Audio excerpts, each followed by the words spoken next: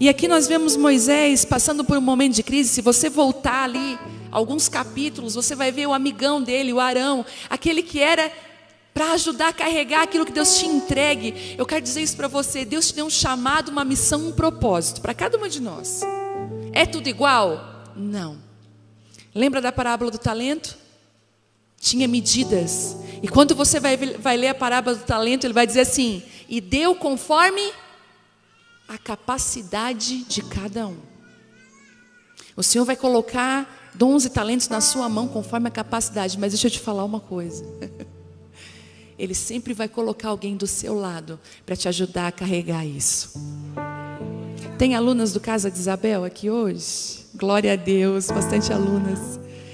Eu falo para elas na nossa mentoria, tem uma mentoria online, e eu costumo dizer que quando Maria recebeu aquela palavra do anjo, dizendo assim: Maria, bendita é você entre as mulheres, e o fruto do teu ventre, descerá sobre ti o Espírito Santo, o poder do Altíssimo vai te envolver. O anjo estava dizendo assim: ó, aquilo que eu quero fazer na sua vida não é mão de homem, ninguém pode impedir e ninguém pode promover. Escute, aquilo que ninguém impede também ninguém promove. A obra que eu vou fazer, o anjo disse, o Senhor vai fazer, ela é do Espírito Santo, é obra divina. Mas na hora que ele entrega a palavra, ele diz o seguinte: a sua prima Isabel, a sua parenta, está grávida no 6º mês de gestação. Ele faz uma conexão. Ele conecta uma mulher que recém recebe uma palavra, com uma mulher adiantada no processo.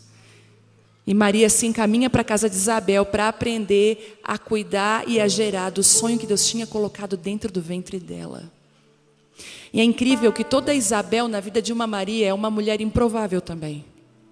Deus ama conectar mulheres improváveis em estações completamente diferentes, porque Isabel está numa estação e Maria está em outra.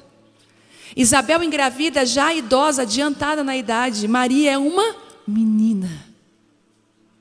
Isabel vai gerar então o último sacerdote da antiga aliança, da aliança. Maria vai gerar Jesus, a nova aliança.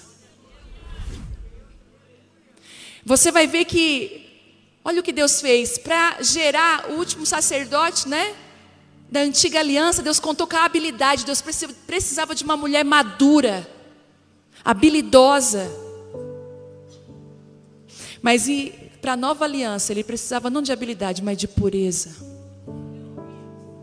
E é isso que Deus está fazendo. Você se olha e diz assim: mas eu não vejo nada em mim como Moisés. Deus está falando: eu não estou vendo a tua habilidade, eu quero olhar para a tua pureza.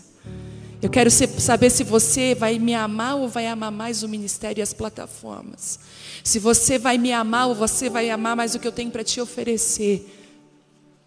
E foi exatamente isso que acontece com Moisés. Arão, o amigão, aquele que era o porta-voz, ele cede às tentações e os pedidos do povo e constrói um bezerro de ouro. Meu marido fala sobre isso. Eu gosto de dizer que Moisés, ele era o homem mais manso. Foi, né? Teve o título, mas nem sempre foi assim, gente. Às vezes você vai olhar para algumas pessoas que estão vivendo algo em Deus sobrenatural, você vai pensar: uau, escute, tem uma caminhada, nem sempre foi assim. Moisés, quando ele desce do monte com Josué, Josué diz assim: tem guerra lá embaixo. Você lê depois, maravilhoso ler isso aqui. E aí Moisés diz assim: não é guerra não, eu ouço barulhos de festa. E isso está me preocupando. E quando eles chegam lá embaixo, Moisés está com as tábuas da aliança na mão, escritas pelos dedos de Deus. Já pensou? Deus escrever com o próprio dedo. E a Bíblia diz que quando Moisés vê aquele povo dançando ao redor daquele bezerro, ele quebra as tábuas em 1000 pedaços. Inclusive ele esfarela as tábuas, joga numa água e manda o povo que fez tomar aquela água. Você que é mãe, quando o seu filho faz algo risco o teu sofá, o que é que você faz? Hein? O homem mais manso, ele esmiuçou aquilo lá e falou: agora vocês vão tomar isso aqui. Eu lembro de uma vez, eu eu tinha o costume de raptar as latas de leite condensado da minha mãe. Quem nunca, né? Aqueles dias à tarde, quem não queria nada, eu abria e pegava uma daquela de leite condensado. E quando a minha mãe ia fazer alguma coisa, não tinha mais. Eu lembro que um dia ela assim, agora senta aí. Ela abriu uma, pegou uma colher, agora tu vai comer. Gente, eu lembro que eu não aguentava, mas assim, agora vai. E foi exatamente isso que o Senhor fez com Israel o tempo inteiro. Israel, ele ia para a idolatria. Ah, vocês querem idolatria? Vão para a Babilônia. Vai sair deuses até pelo ouvido. E aí você vê Moisés completamente irado, quebrado. O diálogo dele com Deus é dolorido. Mas ele chega numa conclusão. Eu cheguei a um ponto da minha vida, do meu ministério, do meu chamado, que eu não posso dar um passo sem a presença de Deus. Eu estou caminhando por uma transição e ele diz o seguinte: eu não posso. Ele fala assim, então Moisés disse, tu me ordenaste, leva esse povo. Ele lembra, esse é o meu chamado, leva esse povo. O Senhor está lembrando para você hoje, qual é o seu chamado? Sabe qual é a pior coisa que pode acontecer conosco? É caminhar sem saber para que fomos chamados. Qual o nosso propósito? Eu olho para cada uma de vocês aqui, eu vejo tantas mulheres apaixonadas pelo Senhor Jesus, mas muitas vezes perdidas no meio da transição, perdidas no meio da bagunça, querendo deixar aquilo que é necessário levar e querendo levar aquilo que já era para ter deixado há muito tempo. Esse discernimento no meio da transição, nós nunca conseguiríamos ter sozinhos. Nós precisamos da presença de Deus. E ele diz assim, olha, o Senhor disse, leva esse povo, mas não disseste quem enviarias comigo. Declaraste, eu te conheço pelo nome, Moisés, eu me agrado de você. E se é verdade que te agradas de mim, permita-me conhecer os teus caminhos, para que eu te conheça melhor e continue a contar com teu favor. Chega um momento na vida de todo ministro, de todo homem e mulher de Deus, que ele vai precisar parar e reavaliar o chamado, o propósito, e dizer assim, eu não posso continuar desse lugar sem o teu favor, sem a tua presença. Em 2005, eu lembro que eu ganhei a minha filha em 2004. 2005 abriu como um ano de muita fome e sede de Deus. Na vida do cristão, você vai ver que nós temos várias estações. As estações não estão aí por acaso. Deus não deixou elas por acaso. Não é por acaso que algumas estações têm alguns frutos especiais daquela estação. Eu moro no sul de Santa Catarina e lá nós temos as 4 estações muito bem definidas. O pessoal pensa que lá em Santa Catarina é só frio. Mas não, agora nós estamos num verão intenso lá. Nós temos primavera, verão, outono, inverno, muito, muito bem definido. E nós vemos claramente que cada estação tem um fruto necessário. E quando chega maio, lá para nós começa o frio, as laranjas começam a chegar, a ficarem maduras. E é o melhor momento de ter laranja, porque a vitamina C, naquele momento onde os resfriados começam a chegar, é a fruta necessária, é a provisão necessária para aquela estação. Você está me entendendo? E às vezes nós não entendemos as estações de Deus e vamos passar muitas vezes por tempos de sequidão, tempos de bonança. E eu estava passando por aqueles períodos que Deus derrama aquela fome e aquela sede de Deus tão forte. E 2005, enquanto a minha filha maior tinha 1 aninho, a minha primeira filha, eu dediquei as minhas tardes ao Senhor na minha sala, eu me jogava no chão e dizia, Deus, eu quero mais de Ti, eu quero beber daquela água que eu ainda não bebi.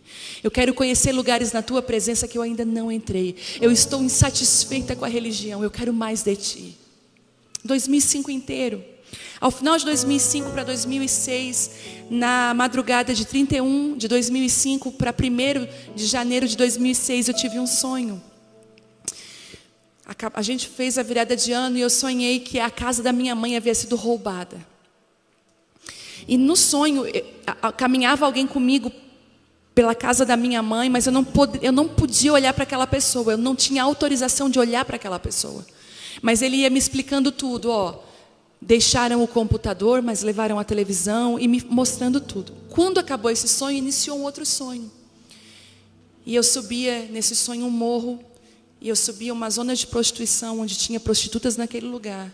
E tinha um demônio que comandava elas. Elas cabeça baixa, e ele dizia, entra lá, sai. E ele comandava elas. E no sonho eu subia com aquela mesma pessoa, e aquela pessoa disse assim para mim no sonho, não olhe para ele nem para elas agora. Desça ao porão, você vai ver o que eu quero de você aqui. No sonho desci no porão, tinha crianças e mulheres que eram prostitutas grávidas, e eu vi uma mulher loira tocando teclado, cantando com eles, e de repente no meio daquela canção, daquela adoração, daquelas crianças, daquelas mulheres grávidas, uma adoração tão forte subiu, um fogo tão forte subiu, que o diabo não pôde ficar mais prendendo aquelas mulheres, a gente conseguiu ir lá e soltar elas. Acabou o sonho, eu me acordei com o telefone tocando, a minha mãe chorando desesperada, filha, roubaram a nossa casa. Eu falei, mãe, não levaram o computador, né? Não, levaram isso, como que sabe? Eu falei, mãe, acabei de sonhar. Quando eu falei, acabei de sonhar, eu lembrei do sonho. E o Senhor falou assim comigo, eu quero que você suba uma zona de prostituição. E eu quero que você vá lá buscar as minhas filhas que estão perdidas. Eu nunca via subido uma zona de prostituição, uma mulher dona de casa com uma filha de 1 ano. Como que eu ia subir uma zona de prostituição e o que eu ia dizer para elas? E eu lembro que eu compartilhei com meu marido, eu falei, amor, Deus mostrou as prostitutas, eu estou queimando de amor por elas, eu preciso ir até elas. E ele, sempre meu encorajador, me levou de carro, subiu, ele assim, eu vou ficar no carro, te olhando, porque era um lugar de muito tráfico também. E eu fui pedindo, dizendo assim, Deus, eu estou aqui, agora é a tua presença que vai me guiar no meio desse vale de ossos secos. E eu lembro que eu bati numa boate, uma criança me levou até aquela boate. E eu falei com a dona da boate, disse assim, olha, Deus me mandou vir até aqui, eu tive um sonho, eu quero ministrar com as prostitutas, com as tuas meninas, eu falei. E ela falou, ok, você pode vir aqui sábado.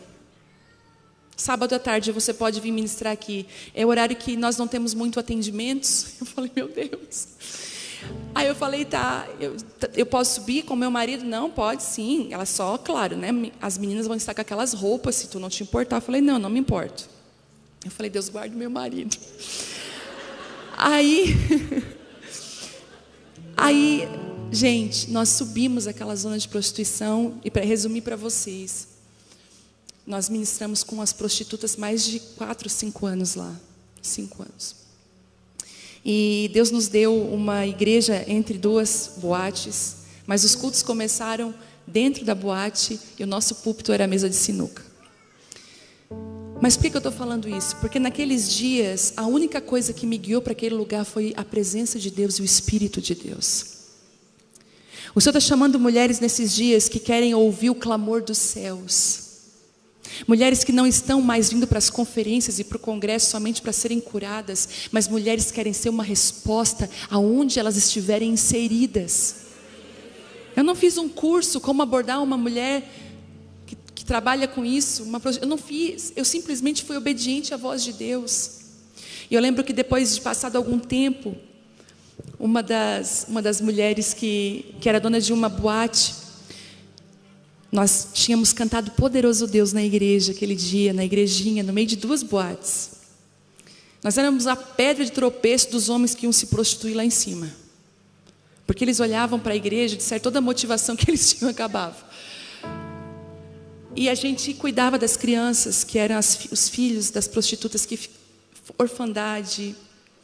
E eu lembro que ela chegou para o meu marido e falou assim, vocês cantaram aí uma música do Todo-Poderoso? Aí meu marido, claro.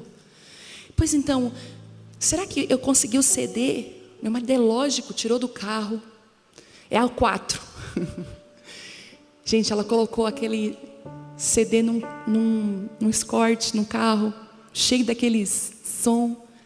E de repente, no meio daquela zona de prostituição, cheio de homens, crianças, aquele prostíbulo, começou a se ouvir, ao que está sentado